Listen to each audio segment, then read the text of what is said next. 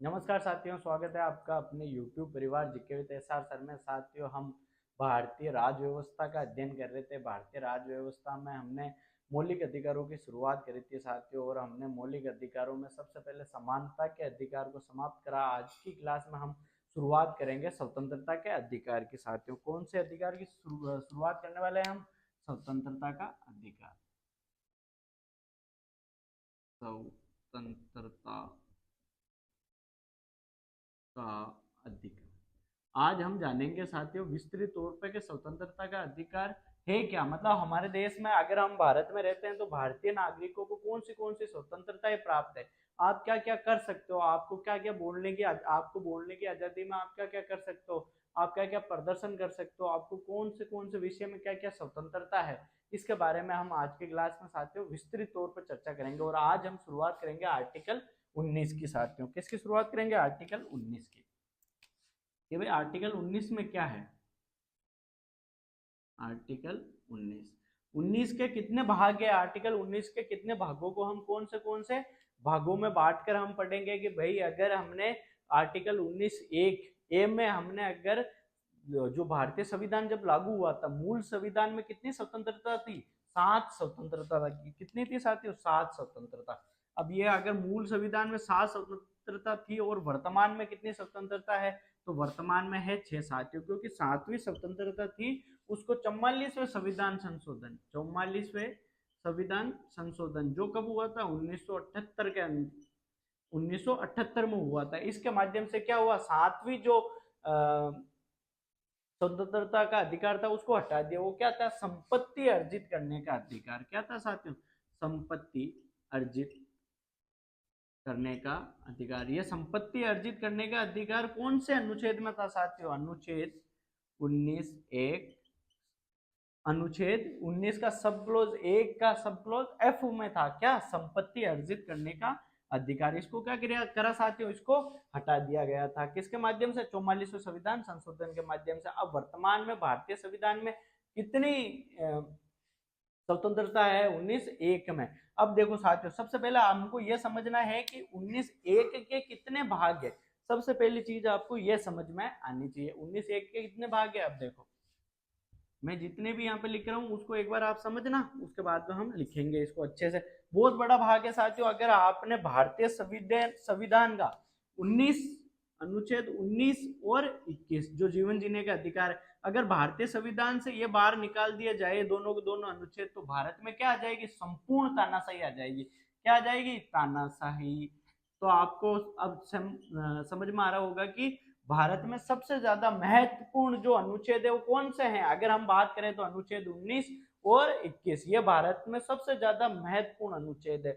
19 में और 21 में क्या फर्क है? 19 में भारत के सभी नागरिकों को क्या दी गई है?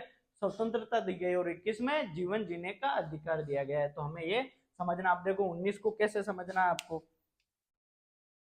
देखो 19 के भाग कितने हैं? 6 भाग है। अब देखो, सबसे पहले देखो 19 एक का सब क्लोज ए, सबसे पहला अनुच्छेद ये आएगा। तो अगर हम बात करेंगे इसकी, तो इसको इसके ऊपर युक्तियुक्त प्रतिबंध कौन लगाता है साथियों? अनुच्छेद 19 दो। ये इस पे क्या लगाता है? अनुच्छेद ए, अनुच्छेद 19 का सब क्लोज ए एक का ए, उसके ऊपर युक्तियुक्त प्रतिबंध कौन लगाता है? अनुच्छेद 2 लगाता है। वही अगर हम बात करेंगे वापस, अनुच्छेद 19 एक बी का, इसके ऊपर लगाता है अनुच्छेद 19 3 प्रतिबंध। अब देखो 19 अनुच्छेद 19 एक का सब क्लोज सी, इसके ऊपर लगाता है अनुच्छेद 19 4। अनुच्छेद 19 एक का डी, इसको ऊपर प्रतिबंध लगाता है अनुच्छेद 19 5। अब देखो अनुच्छेद 19 एक ई, इसको ऊपर प्रतिबंध लगाता है अनुच्छेद 19 6। और अनुच्छेद 19 एक ई, देखो एफ हट गया है, एफ की जगह बाद में सीधा कौन सा आएगा? जी। इसके ऊपर भी प्रतिबंध कौन लगाता है? अनुच्छेद 19 6। अब ध्यान देना साथियों कि अगर हम बात करेंगे कि जो अनुच्छेद इनके अंदर जो स्वतंत्रताएं दी गई है अलग अलग, उनके ऊपर देखो कि भाई अनुच्छेद 19 एक ए में क्या है कि वाक एवं वाक एवं अभिव्यक्ति की स्वतंत्रता, अभिव्यक्ति की स्वतंत्रता। अनुच्छेद 19(1)(b) में क्या है कि भाई शांतिपूर्ण एवं निरायुध सम्मेलन करने का अधिकार,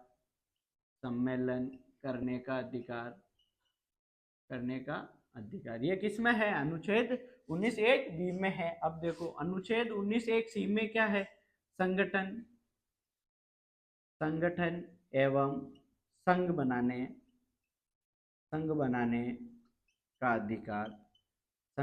का अधिकार। अब 19(1)(d) में क्या है?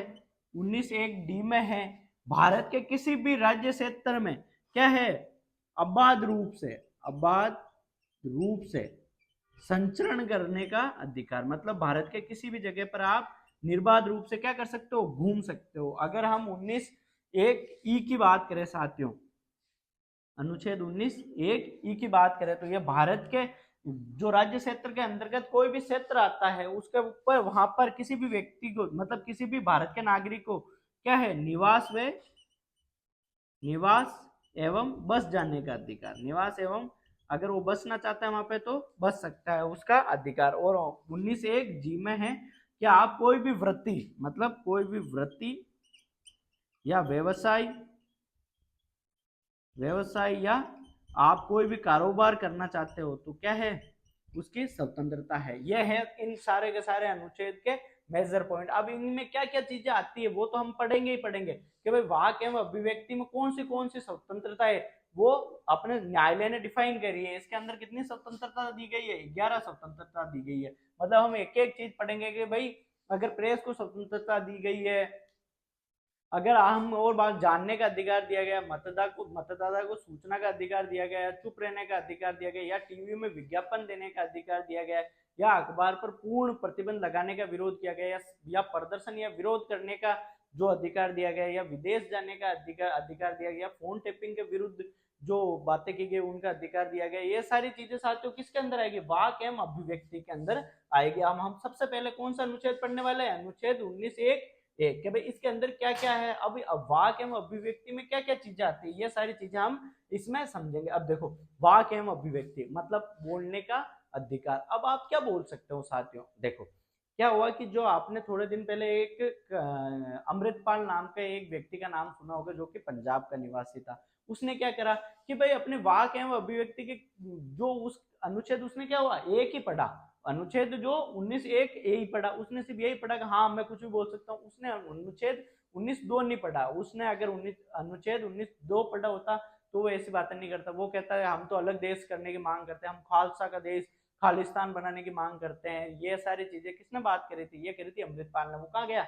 जेल में। आपको बताया कि उसको सांसद बनने तक की शपथ नहीं लेने दी गई क्योंकि उसके ऊपर देश तोड़ने के आरोप लगे हैं। आपको अभिव्यक्ति की स्वतंत्रता तो है लेकिन आप क्या नहीं कर सकते? आप देश को तोड़ने की बात नहीं कर सकते। अभिव्यक्ति, अब अभिव्यक्ति क्या है? जैसे कि अभी मैं चुप हूं, अब मैं चुप हूं तो क्या मेरी ये अभिव्यक्ति है? मैं यूं इशारा कर रहा हूं।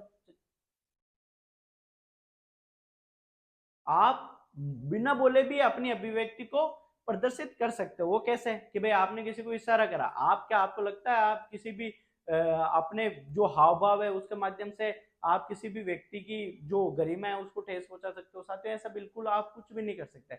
अगर आप भारतीय संविधान के अनुच्छेद 19(1)(a) में पढ़ोगे तो आपको सारी चीजें एक एक चीज को आप विस्तृत तौर पर पढ़ोगे। भाई आप कहाँ पे चुप रह सकते हो? भाई अगर भारतीय संविधान पढ़ा है तो उसमें अगर माना कि आपको प्रेस की स्वतंत्रता है तो प्रेस की स्वतंत्रता में क्या आप फ्रंट पेज पे कुछ अश्लील फोटो छाप सकते हो? क्या नहीं छाप सकते। उसके लिए आपको प्रतिबंध किया गया है।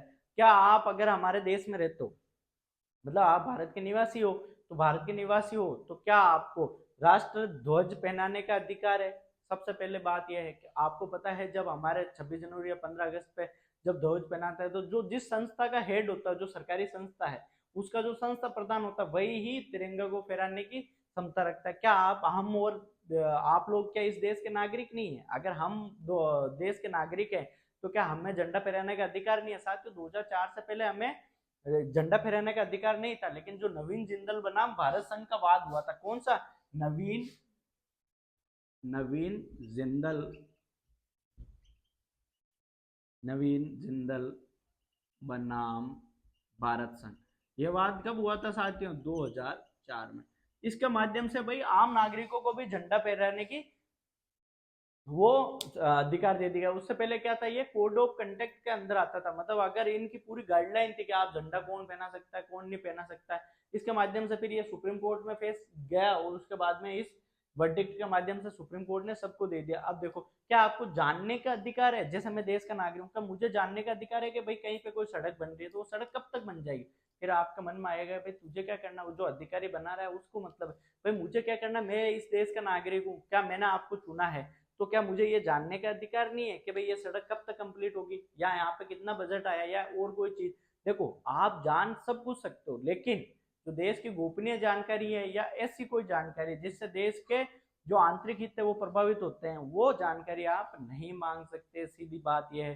देखो, अब आप जानने के अधिकार की बात करें, अगर हम सूचना के अधिकार की बात करें, या सबसे पहले हम मतदाता को सूचना के अधिकार की बात करें, किसको? मतदाता, मतदाता को सूचना का अधिकार, को सूचना का अधिकार, सूचना का अधिकार। अब देखो, अगर मतदाता को सूचना का अधिकार है तो क्या मतदाता जिसने किसी को वोट दिया, चाहे एमएलए को चुना है, चाहे एमपी को चुना है, चाहे उसने विधायक या सांसद को चुना, तो उस सांसद या विधायक के बारे में क्या मतदाता को पूर्ण रूप से जानने का अधिकार है कि भाई उसने कहाँ से पढ़ाई करी है, उसने कहाँ तक, क्या उसकी क्वालिफिकेशन है? आपको पता है, खुद को जब मोदी जी का चुनाव हुआ था तो किसी व्यक्ति ने बहुत ज्यादा उनकी डिग्रियों को लेकर सवाल खड़े किए थे। या आपको पता है कि जो राहुल गांधी जी है, वो उन्होंने सभी मोदी चोर है, ये एक शब्द जो महानानी, क्या ये महानानी का मुकदमा दर्ज हुआ था उनपे। क्या आप किसी एक समुदाय को पर्टिकुलर टारगेट नहीं कर सकते? तो ये हमारे देश में सारी की सारी चीजें दी गई कि देखो, अब चुप रहने का अधिकार,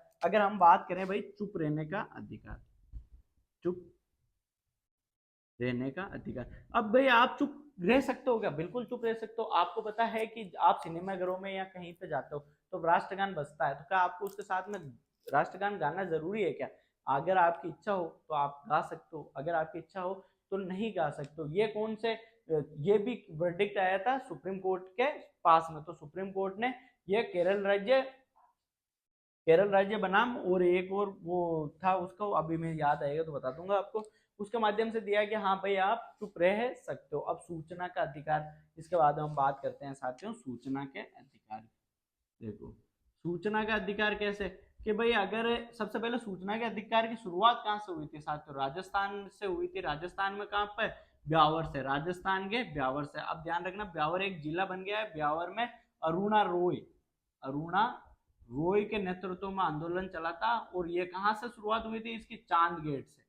ब्यावर में चांद गेट है, वहां से इसकी शुरुआत हुई थी सूचना के अधिकार के आंदोलन के। अब ध्यान दो, सूचना का अधिकार कैसे, कि अगर आप किसी भी डिपार्टमेंट में जाओ और वहां पर जो जानकारी है उसको देना बहुत ज्यादा जरूरी है। अगर आप, उन्होंने जो अधिकारी है उसने अगर तय सीमा के अंतर्गत अगर आपको जानकारी प्रोवाइड नहीं कराई है तो उसकी सैलरी में से पैसे कटते हैं। जैसे कि मान लो कि आपने किसी अधिकारी से सूचना मांगी है कि भाई आपके जो डिपार्टमेंट है, जैसे म्यूनसिपलिटी है या किसी भी, क्या आपके वहां पे कोई विकास कार्य हो रहा है, तो इस विकास कार्य में आपने अभी तक विकास क्यों नहीं करवाया?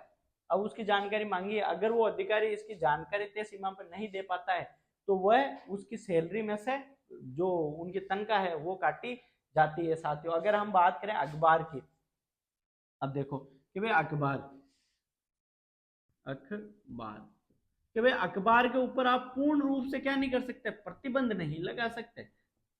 समझ रहे हो? अखबार पर आप पूर्ण रूप से प्रतिबंध नहीं लगा सकते हो। कि आपने आंशिक रूप से प्रतिबंध कैसे लगा सकते हो? कि भाई उसको कुछ चीजों में, कि भाई आप भ्रामक विज्ञापन नहीं करोगे, आपने ये जानकारी दी है गलत दी है, आप ऐसी जानकारी नहीं दे सकते। लेकिन आप ऐसे नहीं कह सकते कि भाई आप हमारी नीतियों के खिलाफ आवाज मत उठाओ। आपको जो प्रेस में जो स्वतंत्रता दी गई है वो आप दे, मतलब बिल्कुल आप, आपका अधिकार है कि आप दे सकते हो। आगे देखते हैं हम। अब देखो कि आपको प्रदर्शन, प्रदर्शन वे विरोध करने का अधिकार है। प्रदर्शन वे विरोध करने का अधिकार। क्या आप प्रदर्शन व विरोध किसका कर सकते हो? कि भाई आपको लगता है कि ये सरकार हमारे अनुसार काम नहीं कर रही है, तो आप क्या कर सकते हो? सड़कों पर उतर सकते हो या कहीं और। तो आपको सबसे पहले ध्यान ये रखना है कि आप क्या नहीं कर सकते?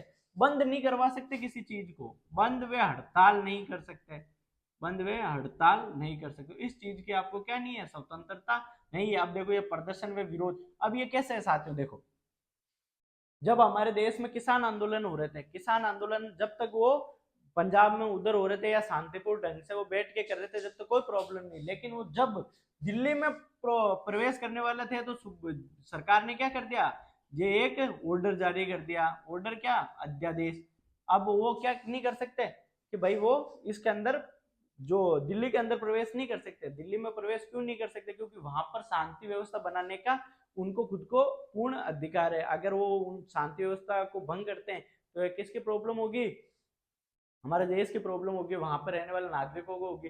अगर आपको प्रदर्शन करना है तो आप शांतिपूर्ण ढंग से प्रदर्शन कर सकते हो साथियों। अब देखो फोन टेपिंग, आपने राजस्थान में फोन टेपिंग का बहुत ज्यादा मामला सुना होगा। क्या आप किसी भी व्यक्ति का फोन टेप नहीं कर सकते, आप अगर अपराधी है तो कोई विशेष अधिकार के माध्यम से किसी अपराधी का सुनना है या किसी आतंकवादी का, तो वहां पर आप कर सकते हो। लेकिन आप किसी भी आम नागरिक का या किसी नेता का आप फोन टेपिंग नहीं कर सकते। आपको पता है गजेंद्र सिंह शेखावत और इनकी फोन टेपिंग के बारे में बहुत ज्यादा राजस्थान सरकार, जब अशोक गहलोत सरकार थी तब उनका नाम उछला था, अशोक गहलोत सरकार के समय में। अब देखो, अब विदेश जाने का मामला, जो कि मेनका गांधी बनाम भारत संघ का था, तो मेनका गांधी और वो विदेश जाने का अधिकार कैसे है कि भाई आपको पता होगा कि कोई भी देश भगोड़ा घोषित कर देती है और सबसे पहले उसका वीजा कैंसिल करती है। तो ये क्यों है साथियों, क्योंकि वो देश की अपने देश की आंतरिक मतलब अखंडता और उसके लिए क्या है, खतरा है, तो उसको क्या करता है, वीजा रद्द कर दिया जाता है। लेकिन आपको विदेश जाने का अधिकार, आपका मन है कि मैं विदेश जाऊं तो आप जा सकते हो, आपको कोई रोक नहीं सकता है। वो बेशर्त क्या है कि वो देश अगला आपको वीजा दे या नहीं दे, वहां आने के लिए आपको परमिशन दे नहीं दे, आपके खुद के पैसों पर आप क्या कर सकते हो, आप विदेश जा सकते हो। ऐसे नहीं कि भारत सरकार को जाके बोलोगे नहीं सर मेरे को विदेश, आज मेरा मूड विदेश जाने का है तो सर सरकार मुझे विदेश जाने दिया जाए, ऐसा सरकार से आप डिमांड नहीं कर सकते। विदेश जा सकते हो, आपकी इच्छा, आपके पैसे, आपके पास में रुपए हैं, आपके पास में है, आप कहीं पर जाके कुछ करना चाहते हो, अगर वो देश आपको वहां आने की परमिशन देता है तो आप जा सकते हो। बेशर्त क्या है, आपके ऊपर कोई चार्जेस नहीं होने चाहिए, आपके ऊपर केस नहीं होना चाहिए या और कोई चीज आपके ऊपर जो कि देश के लिए आपसे ज्यादा इंपॉर्टेंट है तो वो नहीं होनी चाहिए, तब आप विदेश जा सकते हो साथियों। आशा करता हूं कि जो अनुच्छेद 19(1)(a) में जो 11 स्वतंत्रता दी गई है वो मैंने आपको आसानी से समझा दी। एक बार हम इसको लिखते हैं पहले, इसके बाद में हम आराम से वापस इसको समझेंगे। अब लिखना स्टार्ट कर दो साथियों।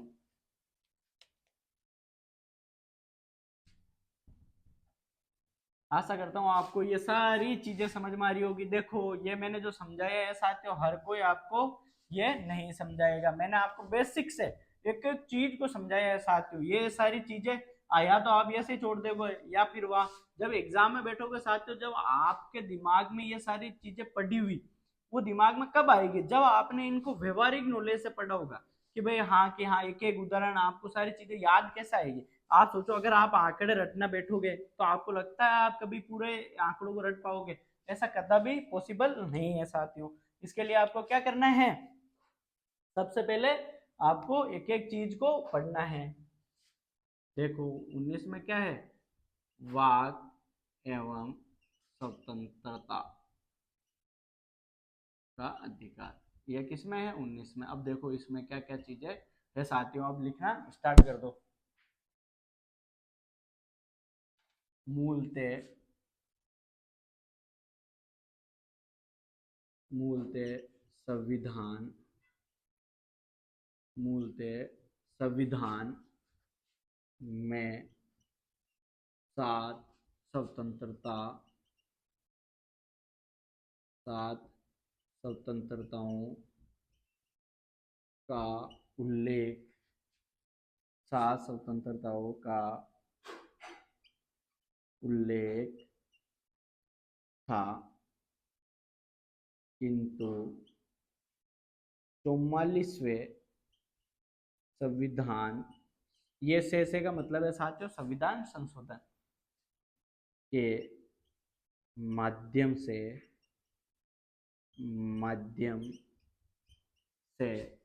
अनुच्छेद 19(1)(f) जो कि संपत्ति अर्जन संपत्ति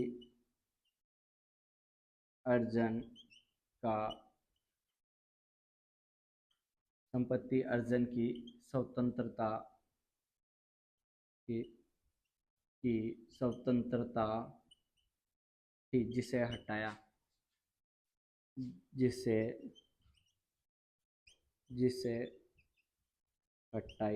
गया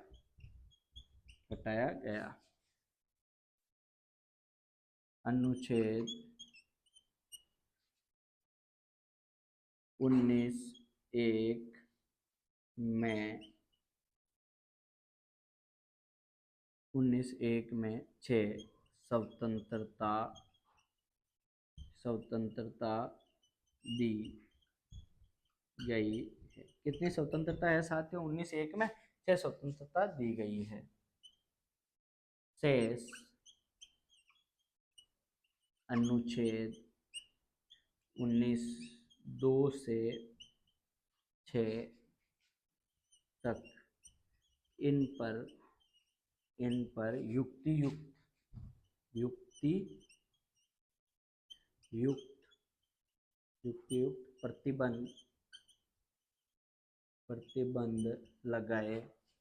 युक्तियुक्त प्रतिबंध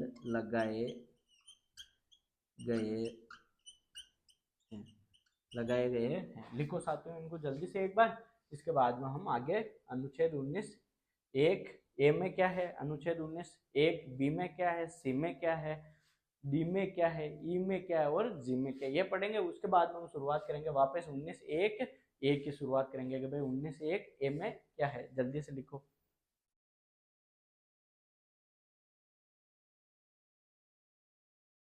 जल्दी लिखो साथियों।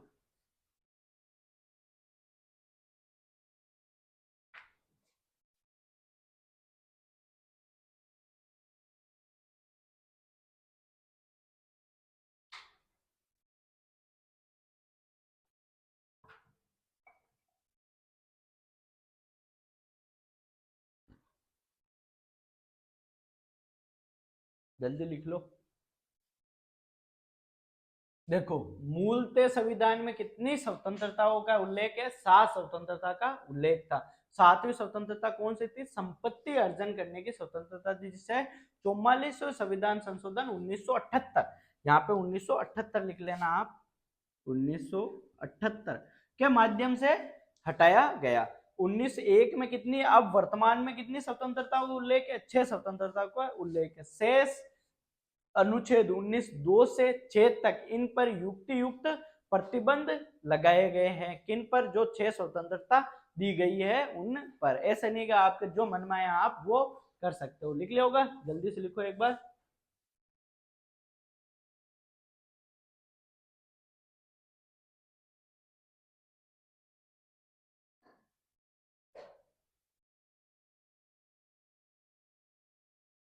लिख लिया? अब देखो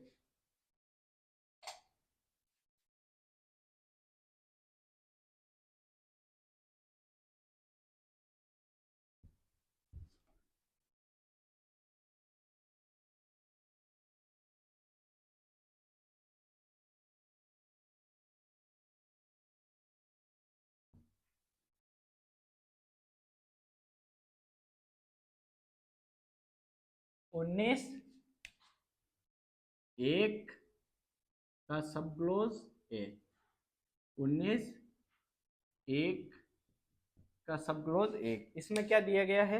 वाक एवं अभिव्यक्ति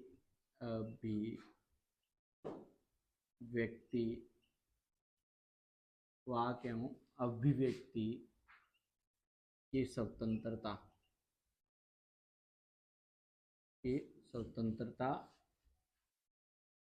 का अधिकार आर्टिकल 19(1) बी, आर्टिकल 19(1)(b)। इसमें क्या है देखो,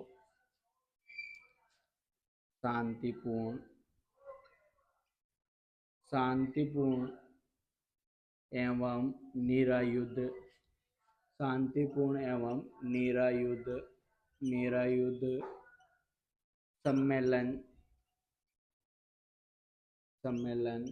करने का अधिकार।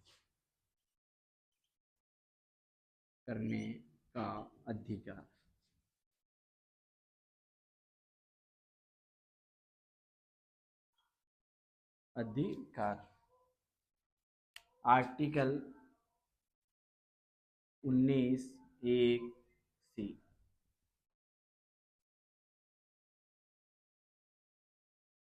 संगठन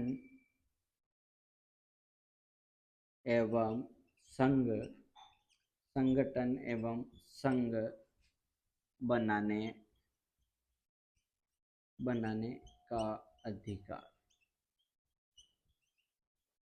संगठन एवं संघ बनाने का अधिकार। आर्टिकल 19(1)(d),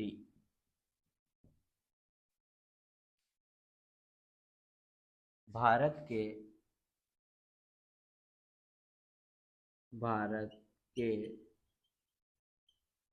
किसी राज्य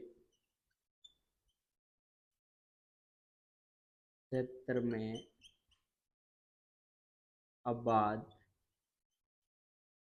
सर्वत्र आबाद, ऐसे लिखो, सर्वत्र आबाद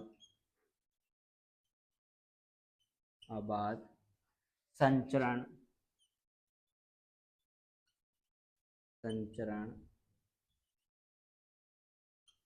करने का अधिकार। सर्वत्र आबाद करने का आर्टिकल 19(1)(e)।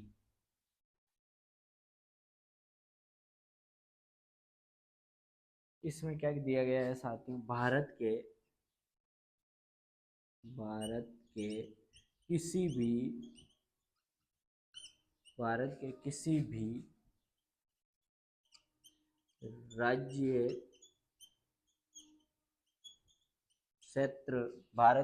भी राज्य क्षेत्र के भाग पर निवास व बस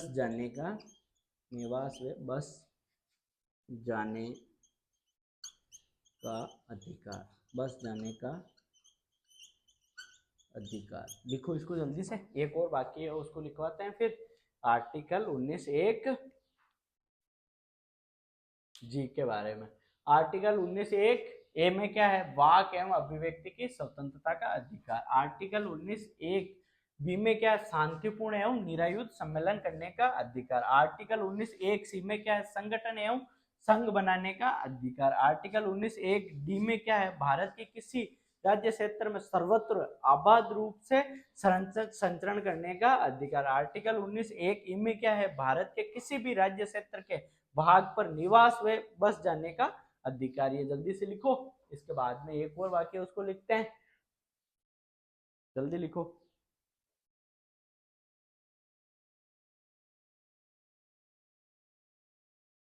जल्दी लिखो साथियों।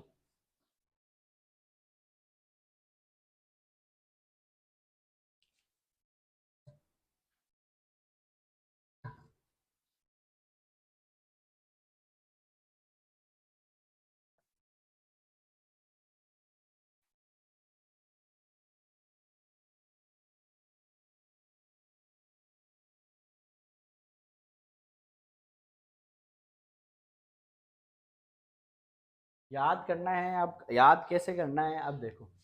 आर्टिकल 19(1) में क्या है, वाक एवं अभिव्यक्ति की स्वतंत्रता, ये याद रखना है आपको। आर्टिकल 19(1)(b) में क्या है, शांतिपूर्ण एवं निरायुध सम्मेलन करने का अधिकार। आर्टिकल सी में क्या है, संगठन बनाने या संघ बनाने का अधिकार है। आर्टिकल 19(1)डी में क्या है, भारत के किसी भी क्षेत्र में तो आप कैसे भी घूम सकते हो, वहां पर जा सकते हो, आपको कोई मनाही नहीं है।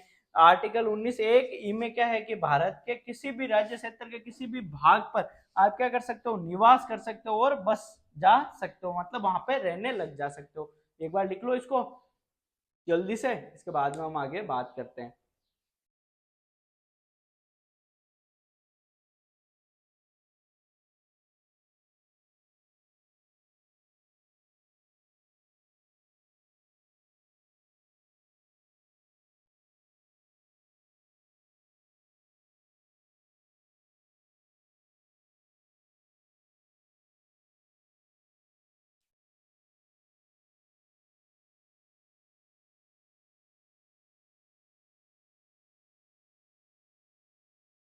लिख लिया?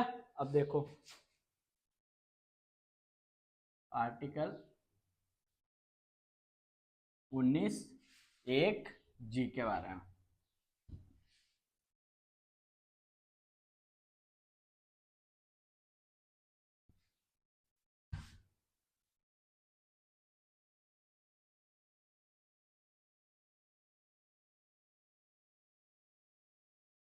आर्टिकल 19(1)जी, इसमें क्या है,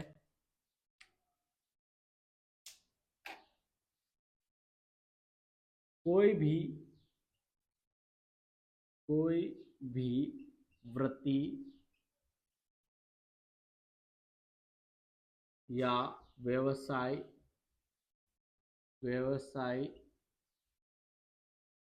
या और कारोबार और कारोबार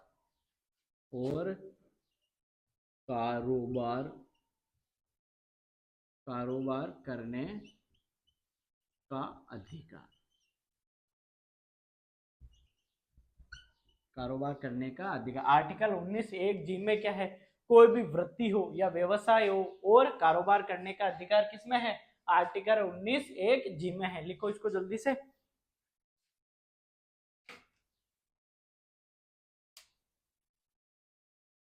समझ में आ गया होगा साथियों, आर्टिकल 19(1) के जितने भी भाग है उनमें कौन सी स्वतंत्रता दी गई है। अब आर्टिकल 19(1), अब ध्यान दो, आर्टिकल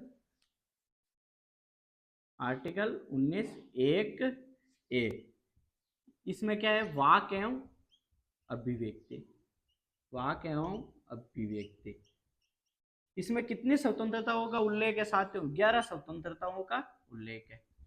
क्या है, 11 स्वतंत्रताओं का उल्लेख है। तो मैं सोच रहा हूँ इसको हम अगली क्लास में ही करें साथियों, क्योंकि एक एक इसमें आपको ये सारा आर्टिकल नहीं तो आपको याद नहीं होगा। पहले आपको इन सारे आर्टिकल को याद करना है, आर्टिकल 19(1)ए से लेकर आर्टिकल 19(1)जी तक याद करना है। आपको ध्यान रखना है आर्टिकल F, जिसमें संपत्ति अर्जित करने का स्वतंत्रता थी, उसको 44वें संविधान संशोधन 1978 के माध्यम से क्या कर दिया गया था, हटा दिया गया था साथियों। अब नेक्स्ट क्लास में हम क्या देखेंगे, आर्टिकल 19(1)ए, वाक एवं अभिव्यक्ति की स्वतंत्रता। इसके बाद में इसमें कौन सी न्यायालय ने स्वतंत्रता को बता रखा, वो आज की क्लास मतलब कल की क्लास में हम डिस्कस करेंगे। जब तक अपना ख्याल रखे, बड़ों का सम्मान करे, छोटों को प्यार दे और अपना व्यक्तित्व इस प्रकार से विकसित करे साथियों कि महिलाएं आपके साथ में सुरक्षित महसूस करें। जय हिंद।